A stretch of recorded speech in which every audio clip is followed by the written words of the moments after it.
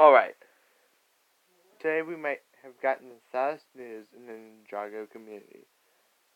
The writers in Ninjago are quitting Ninjago. You've read this title, and even not, I'm gonna word mine differently, but like this is the YouTuber known as David. And he's a pretty good Ninjago YouTuber. But when the thumbnail is something like this, it's questionable. Okay, that's not true. The thumbnail was about Cole and Jay at the Titanium Ninja Season 3 finale, like at Zane's Memorial. But that's a whole other story. When I first watched that, actually, I did cry. I'm not afraid to admit that. But he said the writers of Ninjago, Queen Ninjago, and the thumbnail is basically our reaction to it. So, not only am I doing a reaction to this, because it just came out a couple months ago, what we're going to do is I'm going to make a theory on what this may mean. I'm going to turn that down just a tiny bit. Alright. To be honest, I really didn't expect to make this video today, but the Hagemen Brothers have just confirmed all the following stuff on... Yeah, I didn't expect to be making this video either, so... We're both in the same boat, man. ...their Twitter page. But, yeah, you guys did not read that title wrong. The Hagemen Brothers, also known as the writers of Ninjago, are actually leaving and quitting Ninjago for reasons that are unknown. They've just posted a bunch of their goodbyes on Twitter, and so I'm going to be reading off a few of their tweets to you guys. Of course, not the entire thing, since you guys can probably do that on your own time if you guys are actually that interested in it. But I did want to cover a video on this because... Okay, I wish he did cover all these because I don't have Twitter. If he included a link so I could look at them, that we could probably do it in this video, but yeah, he didn't do that, so I guess we're just gonna have to sit through what he puts. I'm kind of saddened by this fact. I really like their writing style. I think the Ninjago was amazing under the Hagemen Brothers, and I just wanted to make a final goodbye video as well as inform. Yeah, a lot of Ninjago fans are in fact saddened by this. I think Season 7 was the only Ninjago season to date, I believe, that allowed, that wasn't written by the Hageman Brothers. And I think that was because they were working on other stuff. I was reading a couple comments, and one of them said that they also wrote the Netflix series Troll Hunters. So I'm going to bring this up to Valscum94, and he should make a video on it. He was saying something about Troll Hunters a while back, and once he finds out the people that wrote Troll Hunters also wrote this, he's going to probably regret not making Ninjago videos on this. But yeah, I'm saddened by it. Ninjago is really the only Lego theme I buy, so if this means the end of the line, literally and metaphorically, this is the end of the show and the end of the Lego theme. It may just be the end of me buying Lego. That's just it. I've grown more of a connection to Ninjago than anything else, and I'd have to shift, and I don't really like doing that. The designs for the show, that's a whole other story, because there's a whole reason behind it. From you guys that they're actually leaving Ninjago, which came as a huge shock and surprise to me. I really didn't expect them to be dipping after Season 9, but that's exactly what's happening. And it's kind of sad to see them not being behind the reins of Ninjago, but I guess we're kind of used to that now, since Hands of Time happened, The Departed happened, and some of Season 9 also had those elements in there. But I'm going to be elaborating on that all later on in the video. But the Hagemen Brothers did tweet, "Goodbyes are fraught with so many emotions. Though it saddens us to tell our Ninjago fans we've written our last episode, we are encouraged to know it won't be the last Ninjago adventure. We've known for a while that after 8 great years, Season 9 would be our final curtain call." So I'm assuming that by this tweet, when they said that we've known for a while that after 8 great years, I'm assuming that they had some kind of contract with Lego, and the contract expired, and maybe Lego just didn't want to rehire them again, and since they already have another writer known as Bragi, who was actually co-writing for half of season 9, and I think he also wrote some of his own independent season 9 episodes as well, but I'm assuming that because of this, Lego decided, oh, we have another writer, there's no need to keep paying all of these writers to write our Ninjago episodes, and since the fans kind of liked Bragi's style in season 9, we might as well just kick the Hagemans off and not create a brand new contract. That's honestly what I'm assuming. That's just a theory of mine. Yeah. That would make a lot of sense, business perspective wise. But the Hageman Brothers have been there since pretty much the beginning. And a lot of the older fans, like myself, have grown up with, the writing of the Hageman Brothers.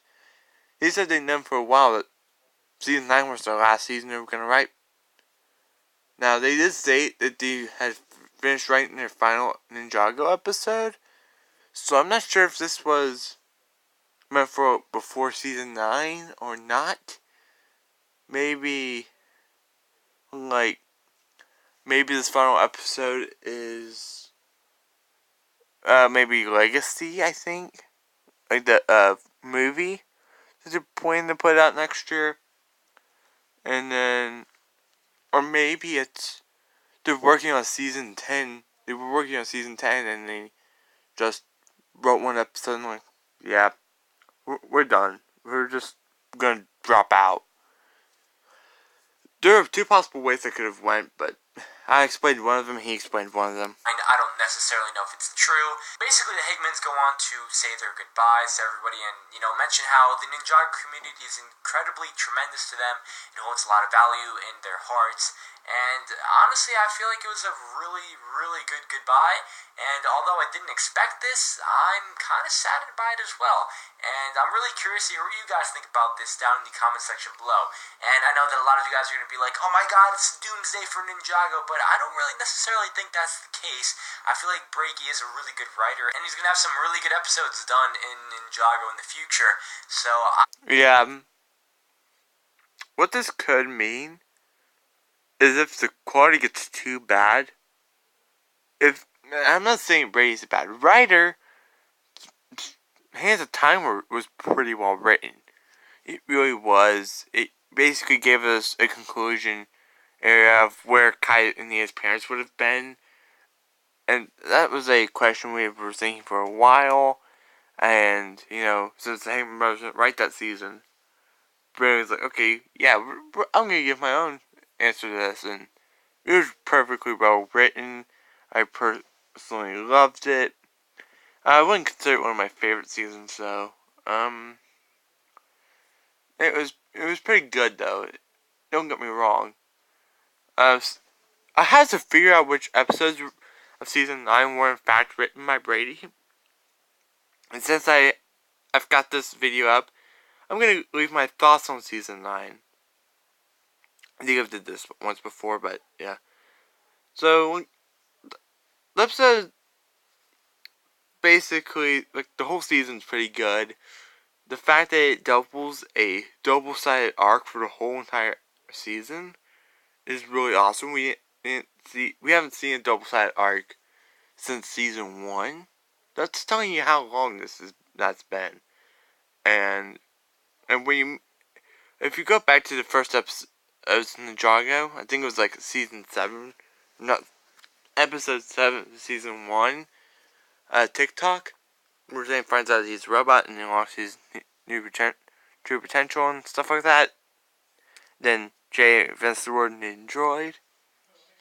I think that's when Sensei was like, yeah, I'm gonna go and, try talking to Garmadon, find out where the frick he went, and he goes and he starts on this journey to talk to, which I think only takes like 2 episodes, really. It just only takes 2, because he comes back, in the Green Ninja or so. I'm not sure if he comes back in the episode, but he's definitely there. So is Garmadon. And it's just crazy. But, yeah, we hadn't seen a double-sided arc like that in a while. So the fact that this was pulled off pretty well, I loved it. It basically showed two stories happening at the same time. The Resistance with Lloyd, Nia, and all those people back in Ninjago City. And then the four original ninja, Kai, Zane, Cole, Jay, and Baby Master Wu, in the first realm. Those were pretty awesome. And it just gives us a sense of nostalgia, because that was basically how the team was before Lloyd and Nia joined the team. Then the fact they both combined together at the last episode. Yeah, we're both coming together to stop this one dude. We had two separate stories, and we're just going to come out together. This episode is awesome. But we're just going to let him finish before I go on. I really wouldn't worry too much, but it's just kind of sad to know that the original people who are writing Ninjago are no longer behind the screen writing out our favorite episodes. And that's just kind of a little saddening to me personally, but I'd love to hear your thoughts in the comment section below. What do you guys think about the writers of Ninjago leaving Ninjago? Feel free to leave your comments and thoughts down in the comment section below. And if you guys enjoyed today's video, then please leave a like on it and subscribe to the channel, and I'll catch you guys in the next one. Peace out, guys. Alright, so my thoughts. Leave your thoughts in the comment section, because I'd love to hear your thoughts on this. If you're a Ninjago fan, or like a Lego and Ninjago fan, please leave your thoughts in the comment section. I'd love to hear from you, especially because if you're like me and Ninjago's primarily a theme that you'd buy, unless you're really tight and none of the sets fit in that budget that you have, you spread out like a poly bag or something. Or maybe a very small set, which has happened to me once. I can't remember what it was called. It was a Lego City set, I think, where it was the two robbers that had to pier the speedboat and the two cops and the little police ATV. If anyone can tell me which one that was, I will pin your comment. Okay. But I've just given you a good description of it. You don't have the thing in one piece anymore, but yeah.